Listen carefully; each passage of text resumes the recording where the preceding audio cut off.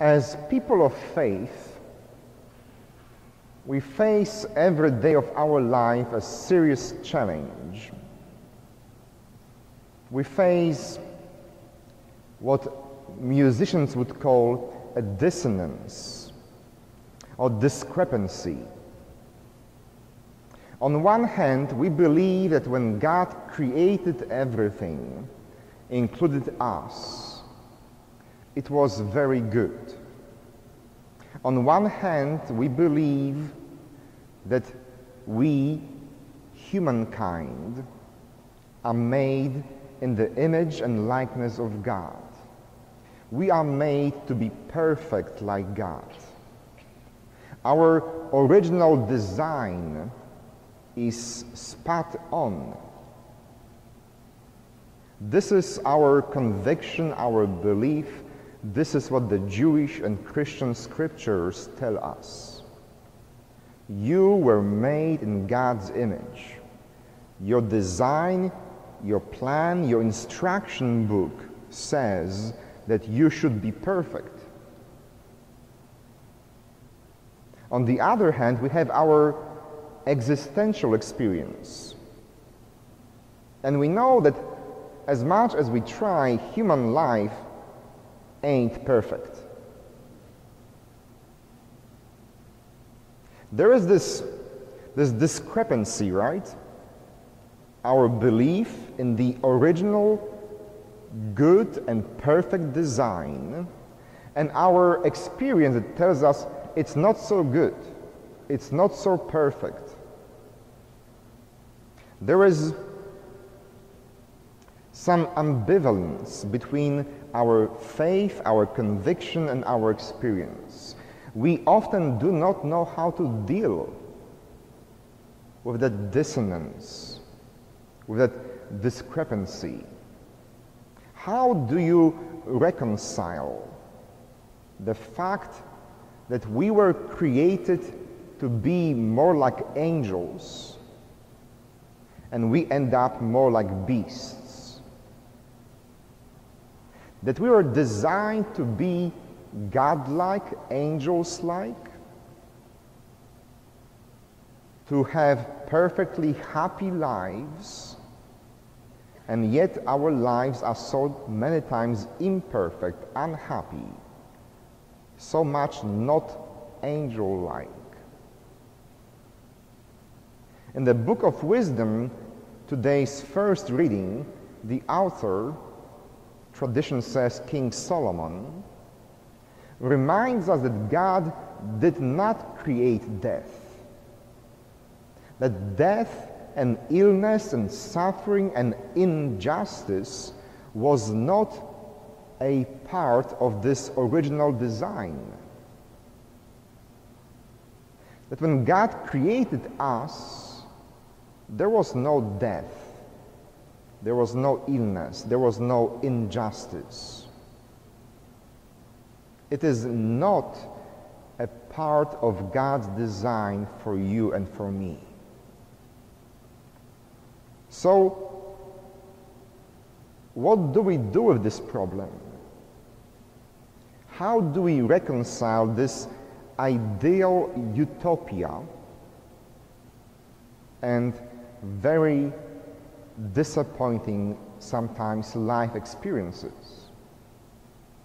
Angels, beasts, where do we end up on this spectrum?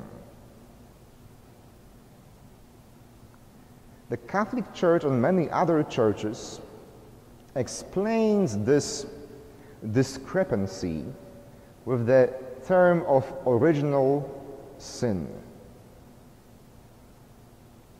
There is perfect original design, right? But something happened. Something got messed up in the process. Even though we were designed, even though we were created to be good and happy and healthy, there is big boom,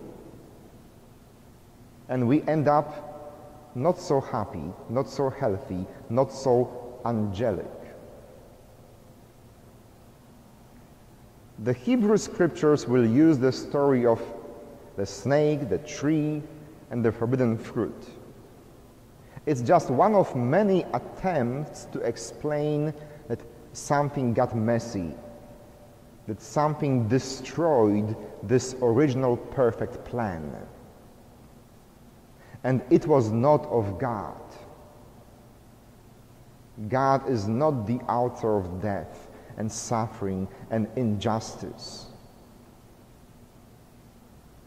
The Book of Wisdom says that justice is immortal. So the original sin messes up God's plan for us. It messes up our lives. It destroys this perfect, wonderful, ideal plan and design for our lives. But God is not happy with this messy final result. Through the life, death, and resurrection of Jesus Christ, God has given us a way to return, to restore that original design in our lives. On one hand, we are animals, just like many other mammals. On one hand, we are a part of this beast world.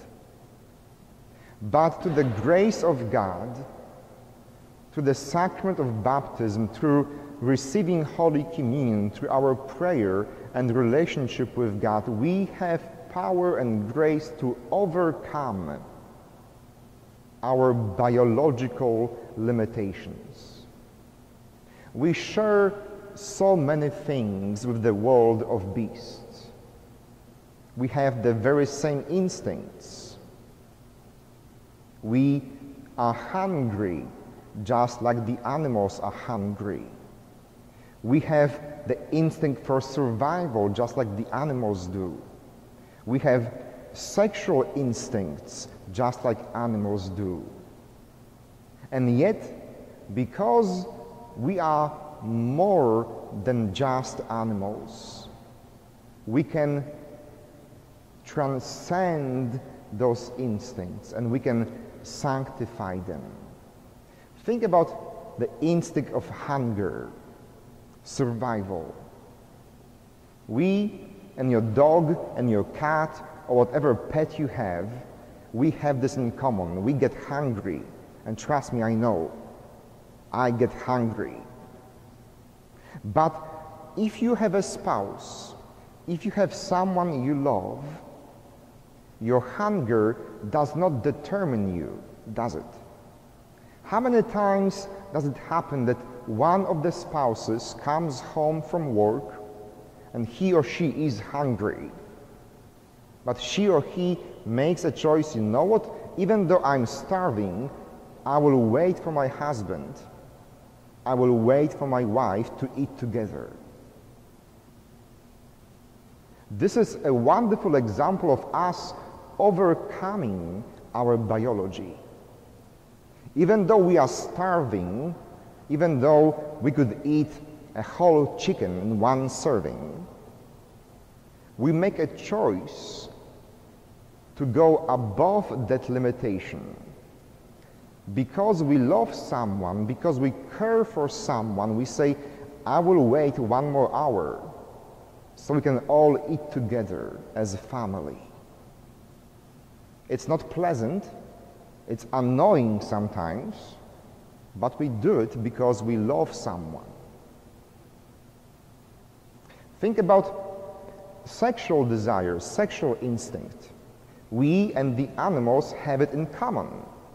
We are not that different from other animals. We need this to survive, for our species to survive. And yet, there are some differences. When animals are in heat,